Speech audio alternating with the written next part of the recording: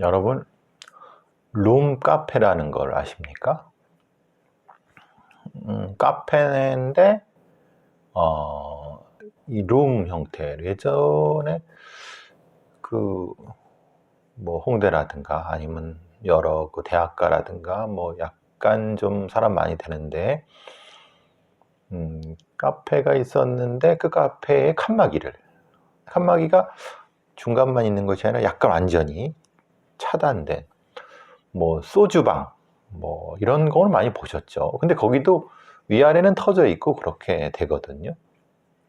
근데 이제 룸 카페라고 하는 것 자체는 밀실 형태입니다. 거기에 밀폐된 공간에 주로 청소년들이 해서 성관계도 있고 그러니까 그냥 성범죄가 우려되는, 아예 화장실도 있고 그렇습니다. 침대도 있고. 이거는 카페라고 하기에는 그냥 모텔 아니요? 이런 형태예요. 그러니까 룸카페의 청소년 출입 및 고용을 제한해야 한다는 게 여성가족부가 전국 지자체와 경찰을 대상으로 이제 보냈는데, 문제는 이게 일반 음식점으로 분류가 돼 갖고 청소년도 출입이 가능한 거죠. 그러니까 되게 이상하죠.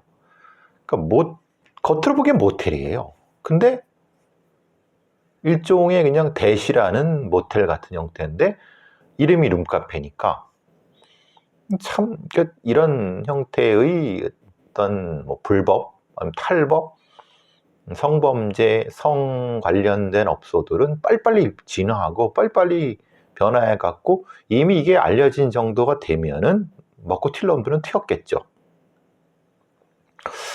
글쎄요, 이제 침대, 화장실까지 모텔 같은 룸카페에 10대들이 들락날락한다. 이런 것들이 많이 이제 보도되고 있고, 예전에는 멀티방이었는데 이제 변종된 멀티방, 과자와 음료를 판매한다는 이유로 사실은 일반 음식점이지만 실제로는 숙박업소 같은 형태가 되는 거죠. 여러분들 이제 근처에 혹시 그런 데가 있는지 잘 살펴보시기 바라고, 교복 입은 청소년들이 출입하는 장면도 많이 목격된다고 합니다. 그리고 이제 실제로 이제 범죄가 연결된 거는 일종의 청소년 모텔로서 지난 7월에는 20대 남성이 채팅으로 만난 초등학생을 이 룸카페로 데려가서 성범죄를 저지르는, 굉장히 빠르죠. 범죄는 굉장히 빠릅니다. 빠르고 한몫 챙기고 튀고 이런 형태입니다. 사실 이 룸카페만 그렇겠습니까만은 이런 형태를 지속적으로 감시하고 관리하지 않으면은 이런 종류의 범죄라든가 탈법은 쉽게 노출이 됩니다. 자, 하룻밤 사이에 광양에서 금은방을 두 곳을 털었는데 10대 4명이라고 합니다. 그러니까 사실 그 10대들, 특히 이제 축법소년들의 범죄는 어제 오늘 일이 아닌데, 얘네들은 16살짜리 2명이 였는 것 같은데, 2명은 이제 망을 보고 2명은 이제 직접 털었는데, 사실 범행하는 건 크게 어렵지 않습니다. 왜냐하면 얘들 힘 있겠다, 망치 같은 걸로 유리 같은 경우 깨고, 실제로 세콤이나 보안업체가 출동한다 하더라도 사실은 빨라야 5분에서 7, 8분 걸리는데 2, 3분에 털고 팍 튀는데, 깨고 팍 하고. 근데 문제는 이거죠. 잡는 건 어렵지 않습니다. 근데 문제는 이거를 현금화 시키려고 하면은 장물합의가 있어야 되는데, 이 뒤에는 장물합의들이 있다는 거죠. 성인 범죄자들이 있다는 거죠. 얘네들한테 장물을 가지고 장물 처리를 하고 대략 그 중에서 5분의 1이나 4분의 1 정도 주고, 자기네들이 실제 범죄의 기획자놈들은 그놈들이죠. 그놈들을 잡아야 되는 거죠. 얘네들은 그냥 일회용으로 쓰이고 마는 거예요. 금방 잡혔는데 돈 조금 돈 10만 원, 몇십만 원 벌고 전과자 되고, 실제로 얘네들이 이제 어떤 장물합의를 불었다 하더라도 걔네들은 이미 튄 다음이고, 이런 범죄들도 요즘 촉법소년 대상으로 촉법소년을 범죄를 시키는 거죠. 별놈들이 다 있습니다. 작업대출이라고 하는 그러니까 모텔에 감금된 남자가 탈출을 했는데 인천 미추홀 경찰서에서. 근데 20대 남성을 중감금 혐의로 입건을 했는데 이놈이 다른 어떤 사람을 데려다가 작업 대출을 강요했다. 그러니까 그 사람한테 대출 서류를 쓰게 한 거죠. 이게 가능한가? 그러니까 말하자면 약간 좀 어리숙해 보이는 사람을 꼬여갖고 가진 사탕발림을 통해서 대출을 하는. 그래도 조금 이해가 안 되는 거는 이렇게 했다고 해서 대출이 되나요? 근데 실제로 핸드폰이라든가 핸드폰 대출이라든가 이런 건 빨리빨리 뭐 10, 30분 만에 돈이 나오는 게 많거든요. 그러니까 그런 형태의 범죄가 아닌가. 그러니까 일종의 외로운 늑대들에 의한 자잘한 이런 공격형 범죄가 지금 이게 또 좀 횡행하는 것 같아요. 그런 것도 조심하시기 바라고. 사실 이건 범죄는 아닌데 조금 황당하실 수도 있어요. 요즘 뭐 이제 한창 추워갖고 아마 그 오피스텔의 아파트에 사시는 분인데 아파트 1층에 사시는 분인 것 같아요. 근데 이분이 아마 한창 추울 때 다른 데로 장기간 출타를 하신 것 같아요. 뭐 출장을 가실 수도 있고 혼자 사시는 분일 수도 있고. 근데 이제 그런 문제가 생긴 거예요. 그러니까 올해 한 10일이나 이렇게 넘게 비우려고 하니까 누구한테 맡기기도 그렇고 그냥. 근데 수도를 틀어놓은 거예요. 하필 그 수도가 지역 난방은 아시죠? 그러니까 냉수, 온수 이렇게 조금 틀는 거잖아요. 근데 그거를 이제 세탁기에 이렇게 연결하잖아요. 여러분 세탁기에 온수 쪽, 냉수 쪽 다 이렇게 연결해 놓으시죠? 어떻게 합니까? 수도를 열고 연결하고 그냥 버튼만 누르고 세탁기 이렇게 사용하시죠. 근데 무슨 문제가 생겼냐면 이 세탁기의 연결 호수, 그러니까 온수 쪽 연결 호수가 무슨 이유 때문에 사실은 이렇게 나사를 조여야 되잖아요. 여러분 여자분들도 그렇고 남자분들 뭐 아시면 아시겠지만 세탁기를 이사할 때 가면은 온수 쪽 수도 꼭지에다가 이쪽 플라스틱 이렇게 쭉 줄로 이렇게 해갖고 조여갖고 저기 드라이버로 조이고 이렇게 하잖아요. 드라이버로 조이는 것도 있고 요즘은 사실은 수도 꼭지 자체가 이렇게 뭐 띄우게 돼 있어 갖고 요즘 같은 건 그렇게 되지 않는데 어떤 이유 때문인지 아마 이렇게 빠질 수 있는 거였었나 봐요. 이렇게 빠져버린 거예요. 황당하죠. 얼마가 나왔는지 아세요? 1106톤이 나왔어요. 온수값만 650만 원. 기가 막히죠. 그러니까 이제 이게 누구 잘못이야? 본인 잘못이죠. 본인이. 근데 사실 생각해 보면은 여러분도 저는 사실은 세탁기 쓸 때 온수 쪽을 이렇게 연결하지도 않고 냉수 쪽을 연결하되 번번이 때마다 이제 수도 꼭지를 잠그거든요. 저는 사실은 그런데 이게 이제 근데 사람에 따라서는 그냥 설마 그게 터지겠어? 이게 그 수도 꼭지가 터져버린 거예요. 650만 원. 그러니까 그냥 어떻게 된가? 용수가 콸콸콸 샌 거예요. 그러니까 그 지역 난방의 온수니까 얼마나 또 비싸겠어요, 온수를. 그래서 이제 그게 이제 또 어떻게 됐습니까? 아파트 동 전체가 나눠내야 되는 건 아니고 동 전체에 온수가 빠져나간 거니까 어쨌든 거기로 부과가 되니까 물론 그 사람이 내겠지만은 참 이게 좀 결국은 이 사람한테 12개월 분할 납부 결정이 있었다고 합니다. 그러니까 650만 원이니까 60만 원씩 12개월을 내게 한 거, 60만 원 정도. 참 50만 원 정도. 장기간 출타할 때는 세탁기 호수를 잠가두는 것도 방법입니다. 사실은 귀찮은데 그거 어떻게 하느냐. 물론 매일 출근했다 퇴근하는 경우는 그럴 필요는 없죠.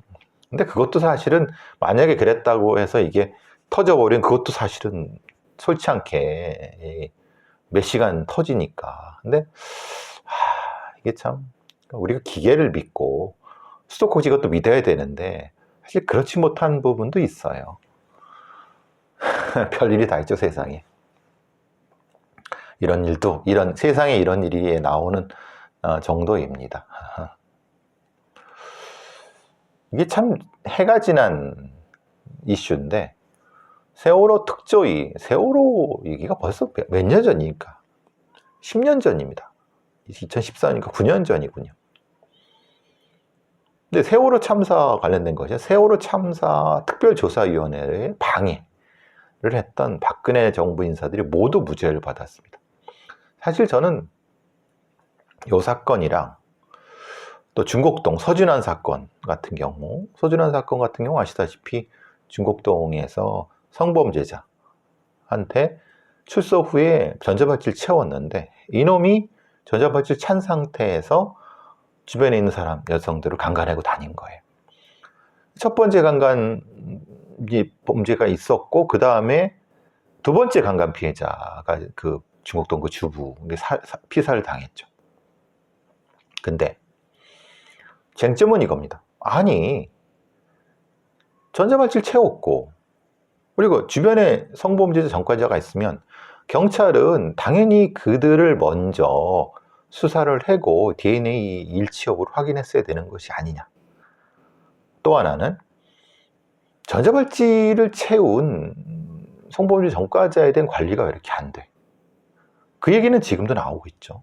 특히 경찰의 수사상에, 그러니까 빨리 잡을 수도 있었다. 왜냐하면 중곡동 거기에 이놈이 살고 있었는데 DNA만 이게 해갖고 대조만 해도 DNA라는 게 사실은 뭐 어차피 보관돼 있으니까 이 현장에서 나온 그 피해자 몸에서 나온 DNA하고 거기 그 보관되어 있는 DNA만 그놈을 서준환이를 특정할 수 있었는데 그걸 안 해갖고 결국은 두 번째 피해자가 사망하게 됐다.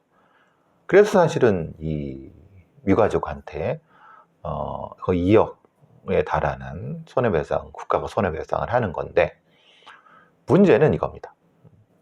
이 사건도 그렇고 세월호 특조위 사건도 그렇고 특조위의 업무를 방해한 거는 뭐 이병기 같은 애들도 마찬가지죠. 뭡니까?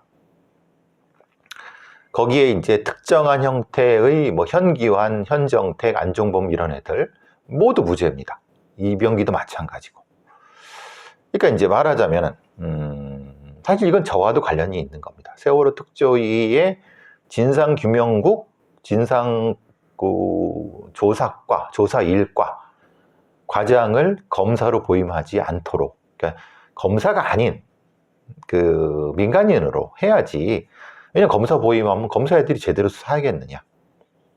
그 진상규명국장을 임명하는데 진상규명국장이 시민단체 출신이고 이런 사람 변호사 출신을 해갖고 못하도록 방해하고 조사일과장 임명도 방해하는 과정도. 그리고 특조위 파견 공무원, 동문 파견도 중단한 이런 부분들. 이런 것들이 직권남용 권리행사 방해가 아니다. 뭐 이렇게 해서 다 무죄가 났는데 사실 저는 그렇습니다. 이거를 수사를 누가 했습니까? 경찰이나 검찰 애들이 했을 거란 말이에요. 그러면 얘네들이 이거를 최선을 다해서 증거를 찾고 입증하기 위해서 최선을 다했다 볼 수 있느냐? 그걸 어떻게 확신하죠? 그리고 그걸 누가 평가하죠? 그러니까 검사 애들이 사실은 이런 거죠. 지금 얘기가 그겁니다. 사실 대통령 영부인의 주가 조작 사태, 주가 조작 관련된 혐의를 실제로는 수사를 해야 되는데 소환 안 하고 그냥 대충 해도 누구 하나 그 검사를 처벌할 수가 없어요. 우리가 알아서 할게.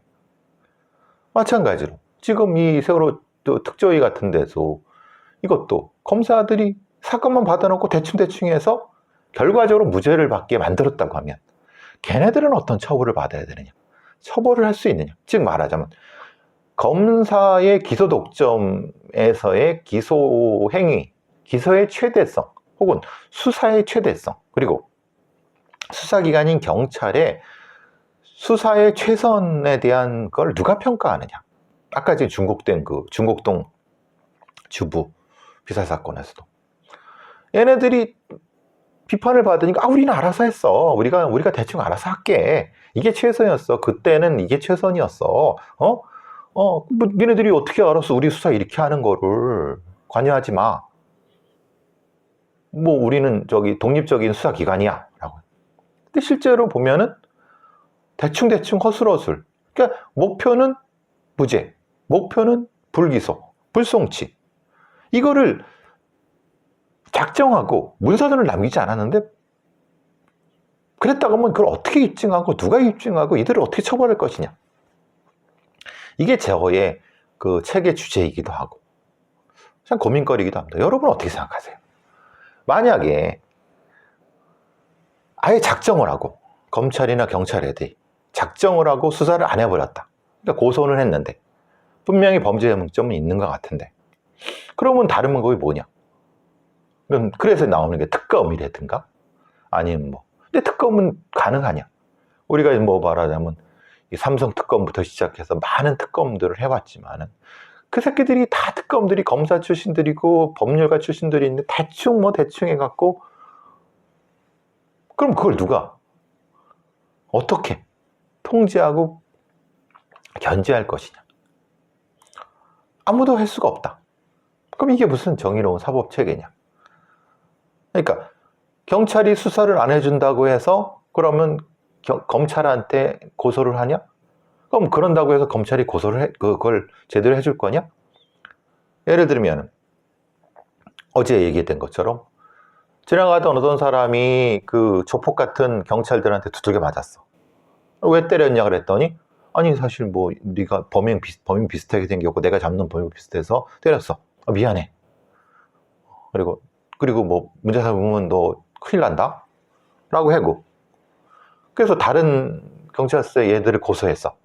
근데 그 받은 애들이 에이 뭐 그거 가지고 걔도 막 수사해달라니까 알았어 하는 척하고 안 해. 대충 증거도 안 찾아. 그리고 검사한테 그냥 송치해서도 대충 기소 의견. 검사 애들도 느낌 알아.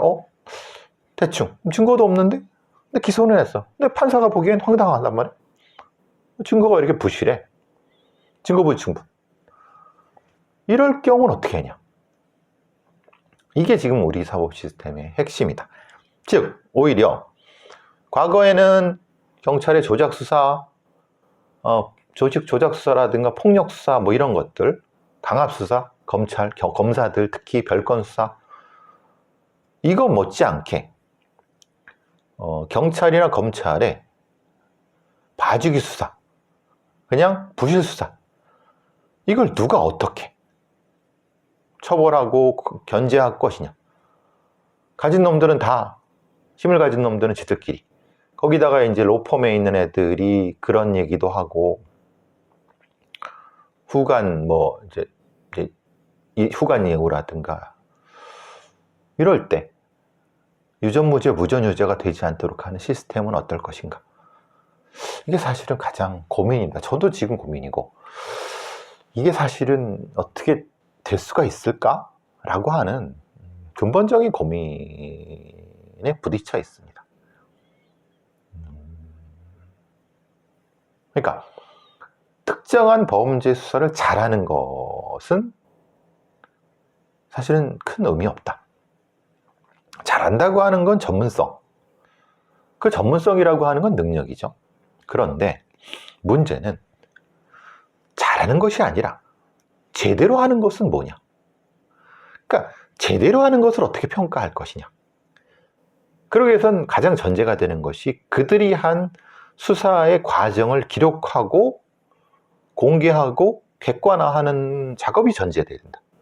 그래야지 이게 어떻게 됐는지를 다른 사람이 확인할 수 있어야지 이게 제대로 됐는지 안 했는지를 알 수 있는. 지금은 그런 것조차도 아예 공개가 안 되니까 얘들이 뭐 반로하던 뭐 개발 세발하던, 이게 가장 힘든 부분입니다. 지들 목에 방울을 달 것이냐? 안 달고 못 달겠죠. 그럼 그대로 놔둘 것이냐? 근데 얘들은 이제 되게 잘하는 짓이 뭡니까? 제가 이기영 사건도 그렇고 다른 사건, 언론들이랑 너무 친해. 예전에 사스마리 같은 애들. 그러니까 언론도 되게 편하죠. 왜냐? 언론 애들도 경찰이나 검찰 애들이 알아서 사건 소스지고 그러면 딱히 분석이라든가 뭐 이렇게 추적이나 힘들게 할 필요도 없어. 있는 거 대충 갖다 써줘. 그대로 써주면 사건은 되고 멋있잖아요. 실제로 거기서 뭐 사건을 조작해 왜곡 뭐 아무런 관련도 없어. 그냥 그거 의미 없어. 언론이 한패, 가진 자들이 한패, 로펌도 한패, 변호사단체도 한패. 이럴 경우 정의는 어디 있느냐? 그 정의는 누가 실현할 것이냐? 그러니까 오히려 미국같이 19,000개의 서로 다른 수사사법기관이 있어요. 연방검사도 있고 지방검사도 있고 연방경찰도 있고 지방경찰도 있고 지방경찰도 다양하고 연방경찰은 더 다양하고 FBI도 있지만 DA도 있고 ATF도 있지만 그거 외에도 일반 보안관들도 있고 지방경찰청도 있고 하다못해 고속도로 페트롤도 있고 연방 레인저도 있고 그러니까 지들끼리 이제 경쟁을 하는 거예요. 물론 경쟁만 하진 않죠. 지들끼리 또 짜고 나쁜 짓을 같이 할 수도 있죠. 그런데 많으니까 어쨌든 그들 중에 한 놈은 감시할 수 있다는 거죠. 그게 더 낫지 않느냐. 제 생각은 오히려 자유민주주의의 형사사법의 경쟁체제가 그게 차라리 낫지 않을까. 국가주의 밑에서 모든 거를 특정한 국가가 통제하는 것은 소위 말하는 왕정시대에 똑똑한 왕, 너그러운 왕이 있으면은 태평성되고 폭군이 있으면 아사리 판나는 그것보단 낫지 않느냐. 그래도 책에 한번 녹여내 보려고 합니다. 정교하지만 현실 가능한 시스템으로. 자, 저는 이제 막장 토론하러 가야죠.